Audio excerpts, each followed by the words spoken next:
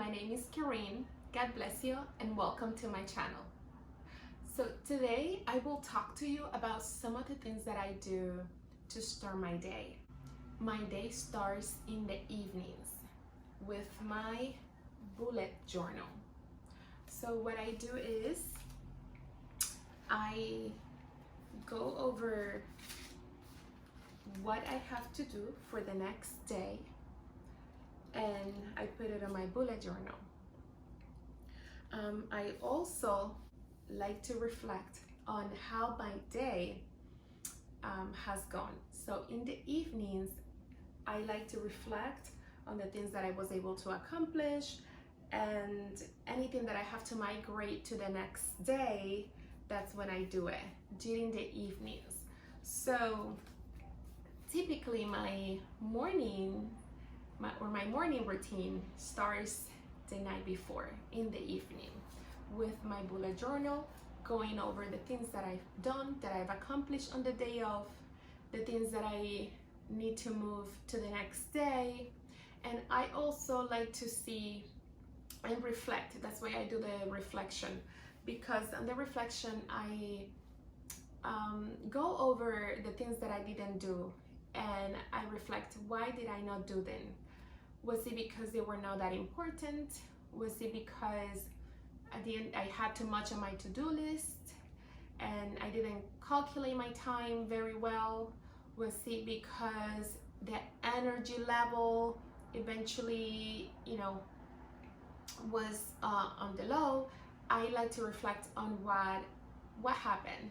I also like to celebrate what I get accomplished. I've seen other people saying, write your top 3 to-dos, like your most important for that day.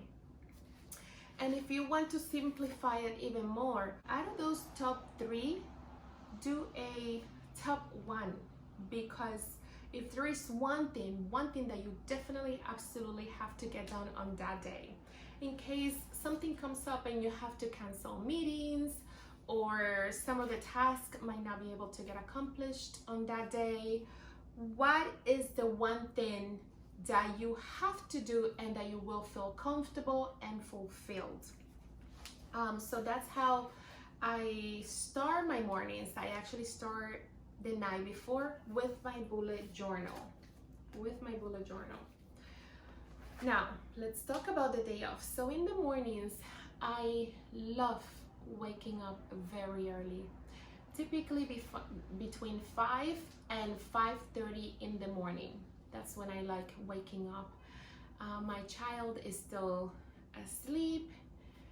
My husband usually gets up around that time to go to work, but then I am by myself because my child is sleeping and my mom is also resting. She gets up after 8 o'clock. So I have the space to myself, and this is so important. This is so important to me. I feel good, I feel refreshed.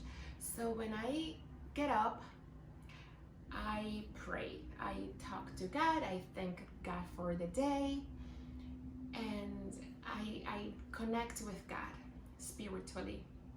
I also present the day to God so that God guides me on the day. And once I do my praying, the next thing that I do is I brush my teeth, I go to the bathroom, I groom myself, and then I come usually here on this chair and I read the Bible. And so I read the Bible and I reflect on the Word of God. Sometimes I also do a devotional in the morning. I have a devotional book, and I like to read my devotional for that day. Also, what I like to do, I like looking out the window early in the morning. Sometimes I just stare at the window, look at the sky, and just embrace how beautiful the morning comes about, how the sun rises. It's a very nice experience.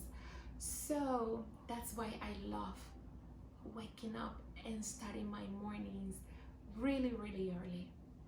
Now, I have to admit that's not always the case. So in order for me to wake up early in the morning, I have to make sure I also go to bed at a decent time at nighttime.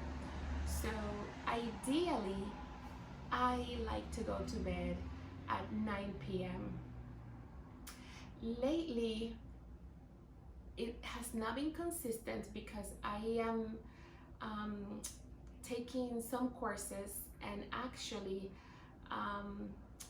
sometimes I have to be up until 10:30, and so on Thursdays I go to church in the evenings, and by the time I get home it's usually 10:30. So on that day and on some other days I go a little bit later to bed. When that's the case, I wake up between 5:30 and 6 o'clock in the morning. But again, I love waking up like by 5 o'clock because it's still dark and I can see, the sun rising. So yes. Okay, so here is one of my Bibles. So in the morning, and by the way, this Bible is the Maxwell Leadership Bible. The Maxwell Leadership Bible. And this Bible has commentary from John Maxwell. So let me show you here.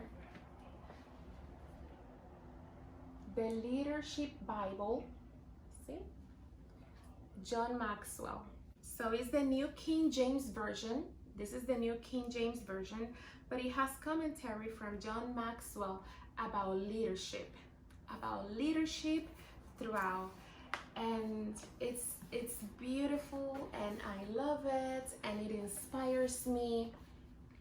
And since I'm mentioning this part about leadership, so when we put God, first of all, we have to put God in all of our plans, in everything, because God's plan is perfect. God's plan is perfect. Even when you don't understand certain things, put God, ask God to guide you, ask God to help you, to give you the strength, the courage. Sometimes there are things that you are telling yourself, no, I'm not gonna do that.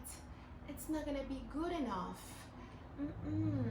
But let me tell you, when you start doing something, when you start working on something, even if you're not good initially, that process of you doing it is what is going to help you to get good at it, and eventually really, really good at it, and eventually great at it. So don't wait to be great to do something. Many people give up even before they start because they feel, I'm not good enough, I'm not ready enough, I'm not prepared enough. But the Word of God called so many leaders when they were not ready.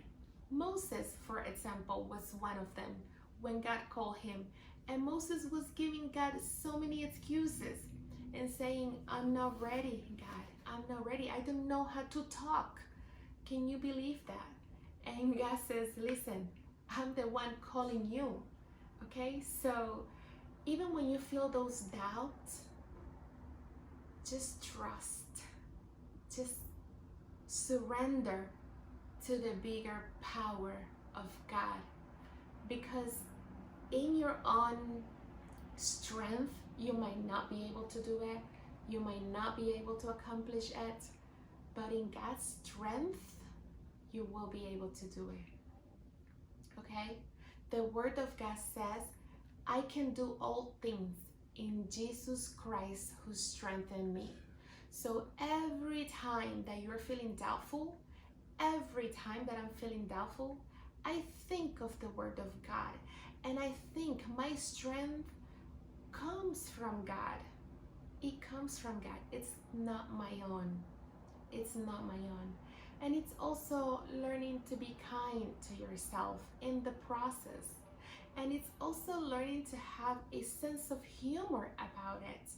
When something is not that great, when something is really, really bad that you're doing and you're in the initial stages, laugh about it like, wow, that was bad. But you know what? I had the courage to do it. I had the courage to do it. Wow, how beautiful is that, huh? Sometimes you feel scared about doing certain things. Public speaking. I remember the very first time when I had to stand up, and it was in college. I had to do my public speaking presentation. And to top it off, there had been an accident and the firefighters were on the way, so it took me longer to get to school. And by the time I got to school, I was the last one to come into the classroom, and there was a student who was already standing to give his presentation. I was supposed to be the first one giving the presentation, and because I got there late due to the accident and the traffic delay, there was another student who was already standing ready to give his public speaking speech. And I came right in when he was standing there, and I remember the professor said, well, he sat right away as soon as he saw me, so you can only imagine he must have been nervous as well, because he was so happy when he saw me. He ran to that chair and sat even before I could process what was going on. And the professor said, Karen, it's your turn, as soon as I was walking in. And initially I just froze. I froze. I was like, what happened? How? And what I remember from that experience is that my classmates, and including the professor, they all said, you can do this. Come on, you can do this. We are your classmates. And the professor's like, Karen, come on, you can do it. And I started feeling at ease, because initially I was just shaking. I knew the material. I knew the material extremely well, what I had to talk about, but it was my first time doing this. And I remember as I started talking, I started feeling more comfortable, and I knew the material.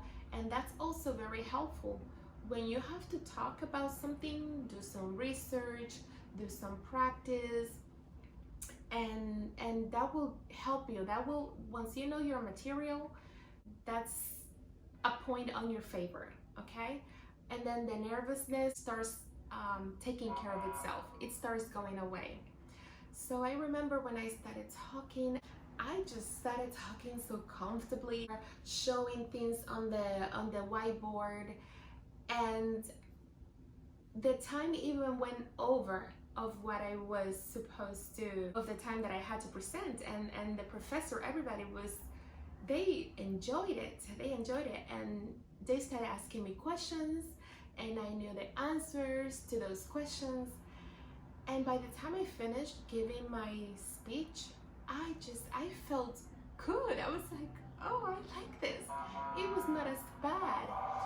So when we actually start doing things, is that we really become good at it, right? Because in the process of doing, you will realize, oh, I need that. Things that you didn't take into account will start coming up. So this Bible, the Maxwell Leadership Bible, I read this Bible every morning on a daily basis, and I love it. Once I do that, I then once again look at my bullet journal, and then I see the things that I wrote the night before that I have to do on the day off, right?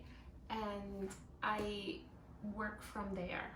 When my child gets up, once he wakes up, then the first hours of his morning are dedicated to him. So there you go. that's how usually my morning starts, and I love the mornings. I just feel like early in the mornings there is something so special and you can get so much done. Don't you feel like that? I used to think that I was a night person because I had been working in the hospitality industry for so many years, and my schedule used to fall in the afternoon to like 12 midnight. So sometimes I will come home at 1 in the morning, 2 in the morning, and of course I will wake up late. And I used to think that I was a night person, but once I started having more control of my time, I realized I am not a night person. I love the mornings. I love waking up early in the mornings. And you see that sometimes labels, they just restrict you. I used to say, oh, I'm a night person, I'm a night person. I don't use that kind of label anymore. I not even say, oh, I am a morning person, because honestly, it all depends on the time that I go to bed. So if I go to bed early, of course I'm going to be a morning person because I am well rested and I'm going to get up and, get things done.